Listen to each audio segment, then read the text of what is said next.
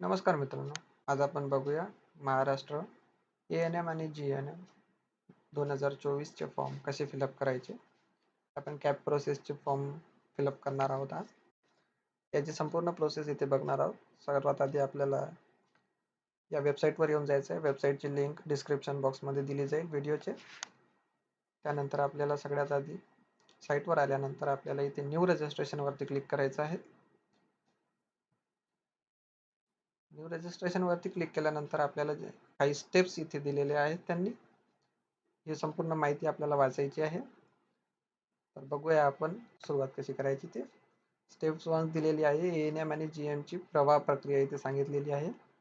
Step 2 आहे अर्जदाराकडे वैध email ID असणे आवश्यक आहे. ईमेल ID आपल्याला फिल करावं लागेल फॉर्ममध्ये. त्यानंतर स्टेप 3 आहे. ऑनलाईन अर्ज भरण्यापूर्वी माहिती पुस्तकं डाउनलोड करा आणि ते काळजीपूर्वक वाचा. म्हणजे याच्यासोबत जे इन्फॉर्मेशन ब्राउचर जे आहे, जे माहिती पुस्तक आहे ते आपल्याला वाचायचं आहे. संपूर्ण वाचल्यानंतरच आपल्याला फॉर्मसाठी सुरुवात करायची आहे भरण्यासाठी.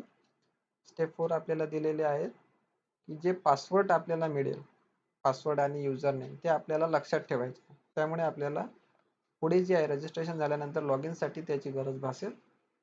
त्यानंतर स्टेप 5 जी आहे ती आहे, कृपया लक्षात घ्या की उमेदवारांनी ऑनलाईन अर्ज भरताना काही चूक केली असेल तर ती या कार्यालयाद्वारे दुरुस्त करता येणार नाही. कार्यालय अशा फॉर्मसाठी कोणत्याही प्रकारची जबाबदारी घेणार नाही. तर इथे आपल्याला काळजीपूर्वक फॉर्म भरायचा आहे. एक वेळा फॉर्म फिलअप झाल्यानंतर पुन्हा तो एडिट होत नाही, एक वेळा सबमिट झाल्यानंतर. ठीक आहे. तर आपली जे शैक्षणिक पात्रता आणि निकष आहे त्या ब्राउचरमधून आपण वाचून घ्यायचे माहिती पुस्तकमधून. त्यानंतर येथे आपल्याला ईमेल ID आणि मोबाईल नंबर यूज होणार आहे, तो आपल्याला तयार ठेवायचा आहे. त्याच्यानंतर जो आपल्या पत्रव्यवहारासाठी अर्जदाराचा ईमेल ID आणि मोबाईल क्रमांक वापरला जाईल. त्यानंतर स्टेप 8 आहे, ऑनलाईन अर्ज भरण्यासाठी वरील सूचना वाचल्यानंतर आम्ही अर्जदाराने ऑनलाईन अर्ज प्रदर्शित करण्यासाठी पुढील बटनावर क्लिक कराल. म्हणजे इथे खाली जे बटन दिलेले आहे ते संपूर्ण वाचून झाल्यानंतर आपल्याला इथे जायचं आहे, यावर क्लिक करायचं आहे. ठीक आहे. तर काही महत्त्वाच्या बाबी आपण बघू. इथे आपल्याला पेमेंटसाठी काही सूचना दिलेल्या आहेत की आपण पेमेंट जी आहे रजिस्ट्रेशन फी जी आहे ते आपण क्रेडिट कार्ड, डेबिट कार्ड किंवा इंटरनेट बँकिंग याच्याद्वारे भरू शकतो. आणि पेमेंट जे आहे हे फक्त ऑनलाईनलेच करायचे आहे. ऑफलाईन पेमेंटचे इथे काही सुविधा दिलेली नाही. त्यानंतर इथे आपल्याला डॉक्युमेंट जे अपलोड करावे लागेल फॉर्म भरण्यासाठी ते 300 KB पेक्षा कमी साईजमध्ये असणे गरजेचे आहे. आणि त्याचा जो फॉर्मॅट आहे तो PDF मध्ये असणे गरजेचे आहे. ठीक आहे. त्यानंतर आपल्याला जो अर्ज आपण ऑनलाईन भरू त्याची प्रत कुठेही पाठवायची नाही आहे. इथे लिहिलं आहे त्यांनी, अर्जदाराला अर्जाची प्रत किंवा कोणतेही कागदपत्र या कार्यालयात पाठवण्याची गरज नाही. तथापि उमेदवार त्यांच्या नंतरच्या वापरासाठी रेकॉर्डसाठी अर्जाचे प्रिंटआउट घेऊ शकतो. म्हणजे जो आपण अर्ज भरणार आहोत त्याची आपल्याला प्रिंटआउट काढून घ्यायची आहे. ठीक आहे. आणि जे आपण इथे डॉक्युमेंट सादर करणार आहोत ते प्रत्यक्ष नंतर फिजिकल व्हेरिफिकेशनसाठी आपल्याला द्यावे लागेल. त्यामुळे काळजीपूर्वक इथे फॉर्म भरायचा आहे. तर आपण सुरुवात करूया फॉर्म भरण्यासाठी. सर्वात आधी आपण नेक्स्ट बटनवरती क्लिक करूया. इथे क्लिक केल्यानंतर आपल्याला रजिस्ट्रेशन स्टार्ट झालेलं आहे. तर इथे आपल्याला प्रकार निवडायचा आहे. सर्वात आधी दिलेला आहे, 2 ऑप्शन दिलेले आहे इथे, ANM GNM with nursing CET. म्हणजे ज्यांनी ANM आणि GNM ची CET दिलेली आहे नर्सिंगची ते कॅन्डिडेट. दुसरा ऑप्शन आहे GNM आफ्टर ANM पासिंग. म्हणजे दुसरा ऑप्शन असा आहे की ज्यांचं ANM पास झालेलं आहे आणि ते GNM साठी ऍडमिशन घेत आहे ते दुसरे कॅन्डिडेट. तर आपण सध्या CET साठी बघूया. तर आपण हे सिलेक्ट केलेलं आहे, ANM आणि GNM विथ नर्सिंग CET. त्यानंतर आपल्याला डेट ऑफ बर्थ आपली टाकायची, जी जन्मतारीख आहे जन्मतारीख इथून सिलेक्ट करून घेऊ आपण. काळजीपूर्वक पूर्ण फॉर्म आपल्याला फिलअप करायचा आहे. इथून जन्मतारीख आपण सिलेक्ट करून घेतलेली आहे. त्यानंतर आपल्याला ANM आणि GNM चा रोल नंबर टाकायचा आहे. रोल नंबर म्हणजे आपण जी CET दिली त्या CET चा रोल नंबर. ANM आणि GNM ची जी CET दिली त्याचा आपल्याला रोल नंबर इथे फिलअप करायचा आहे. त्यानंतर आपल्याला इथे नेक्स्ट ऑप्शन मध्ये द्यायचा आहे ANM आणि GNM चा अप्लिकेशन नंबर, अर्ज नंबर. अप्लिकेशन नंबर जो आपला होता, जो आपण ANM GNM ची CET दिली त्याचा जो अप्लिकेशन नंबर होता तो आपल्याला इथे फिलअप करा.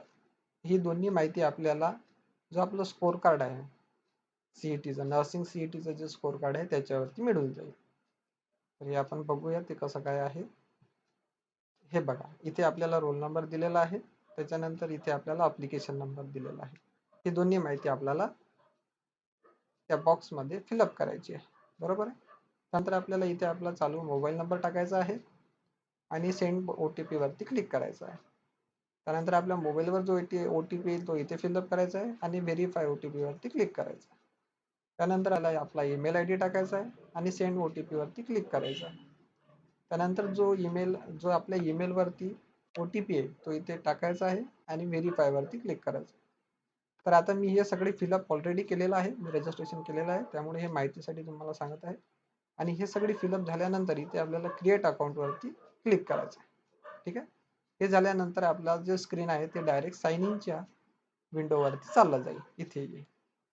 आणि जो आता इथे आपल्याला मोबाईल नंबर टाकायचा आपल्याला, जो आपण अप्लिकेशन मध्ये टाकलेला आहे, आणि इथे आपल्याला पासवर्ड टाकायचा. तर पासवर्ड जो आहे तो आपल्या ईमेल वरती आलेला असेल. ईमेल आहे, आपला ईमेल चेक करायचा आहे, त्याच्यावरती मेसेज आलेला असेल, तर तिथे आपल्याला जो पासवर्ड दिलेला असेल फॉर्मचा तो आपल्याला इथे फिलअप करायचा आहे.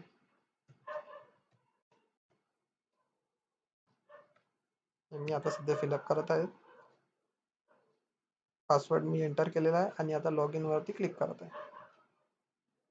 सध्या आता लॉग इन झालेलं आहे माझं. तर सध्या माझे 1 2 3 4 आणि 5 ह्याचे 5 स्टेप आहे, ह्या मी फिलअप केलेले आहे ऑलरेडी, त्यामुळे इथे कम्प्लीट दाखवत आहे. आणि 6 स्टेप पासून हे इनकम्प्लीट दाखवत आहे, आणि म्हणजे इथून मी फिलअप करायचा आहे, फॉर्म जो आहे तो पूर्ण भरायचा अजून बाकी आहे. तर आपण सुरुवातीपासूनच बघूया, स्टेप 1 पासून. स्टेप 1 वरती पर्सनल डिटेल येईल, इथे आपल्याला नाव येईल ऑटोमॅटिकली. त्यानंतर सिलेक्ट करायचं आहे की आपलं नाव चेंज झालेलं आहे का, येस किंवा नो. त्यानंतर फादर्स नेम टाकायचं आहे, वडिलांचे नाव, इथे आईचे नाव. आपला जेंडर सिलेक्ट करायचा आहे, male female. Date of birth आपण रजिस्ट्रेशनच्या वेळेस टाकलेली आहे. Mobile number, email ID same राहील.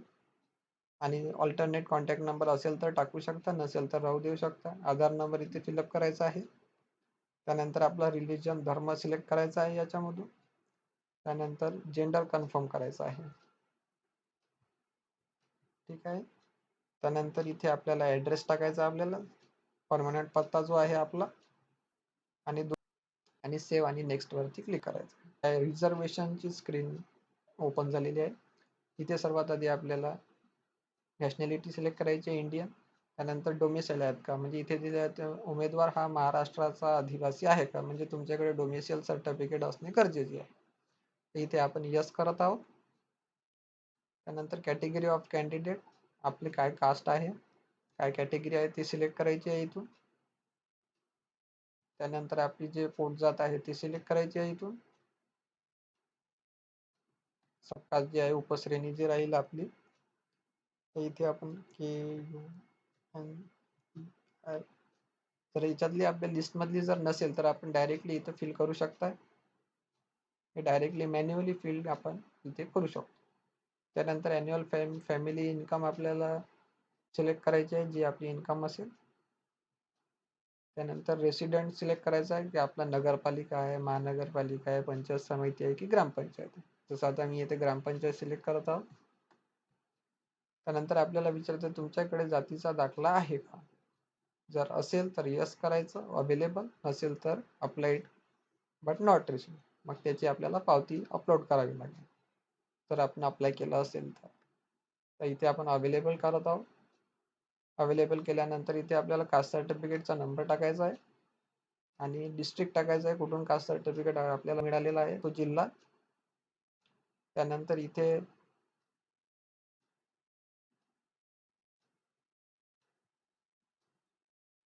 त्यानंतर आपल्याला इथे सिलेक्ट करायचं कास्ट व्हॅलिडिटी.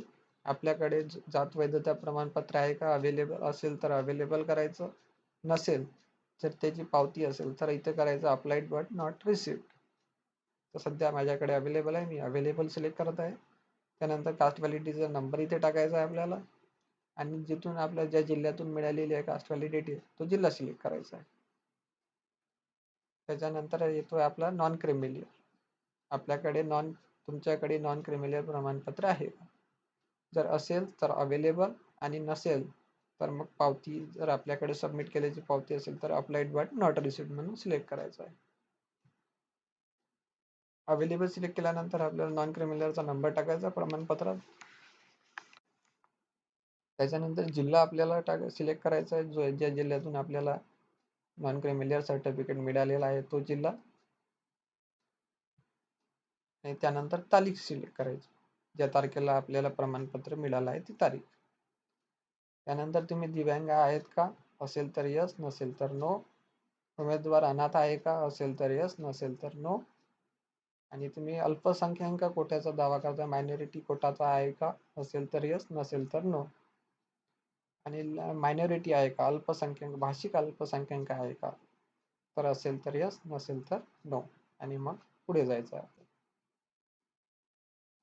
नेक्स्ट मध्ये आपल्याला क्वालिफिकेशन्स टाकायचे आहे. आपल्याला क्वालिफिकेशन डिटेल, SSC डिटेल सध्या फिलअप करणार आहोत आपण. इथे आपल्याला वर्ष सिलेक्ट करायचं 10वीचं पासिंग इयर.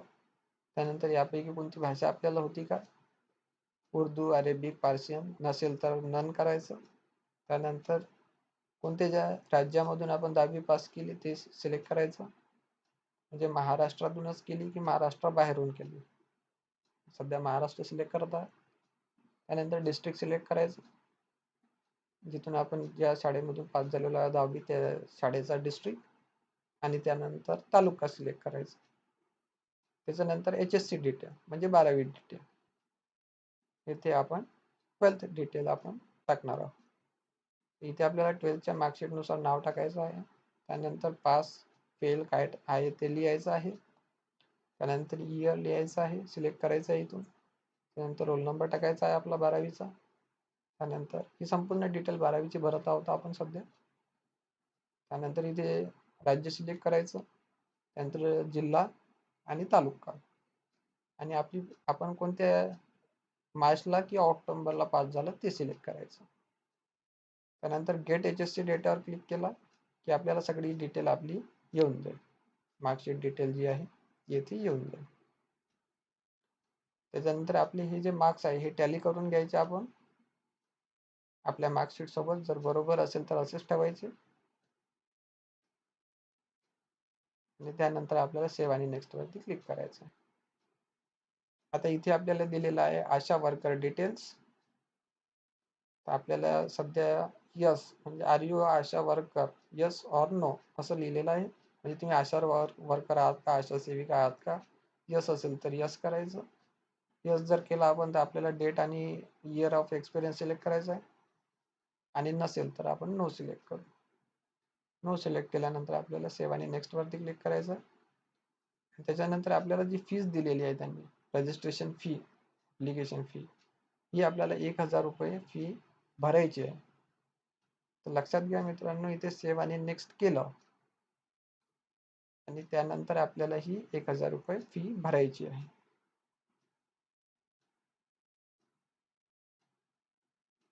तर हे बघा, स्टेप 5 पर्यंत आपण आलेलो आहोत कंप्लीट. आणि ॲप्लिकेशन फी मध्ये आपण थांबलेलो आहोत. तर हा व्हिडिओ खूप लांब होणार आहे, त्यामुळे आता आपण ॲप्लिकेशन फी पासूनची नेक्स्ट जी प्रोसेस आहे डॉक्युमेंट अपलोड पर्यंतची, ही आपण पार्ट 2 मध्ये बघणार आहोत. व्हिडिओचा दुसरा भाग मध्ये बघणार आहोत आपण. ठीक आहे मित्रांनो, काही अडचण असल्यास आपण या व्हिडिओमध्ये कमेंट करू शकता आणि पुन्हा आपण पार्ट 2 मध्ये लगेच भेटणार आहोत. धन्यवाद मित्रांनो. जय हिंद, जय महाराष्ट्र.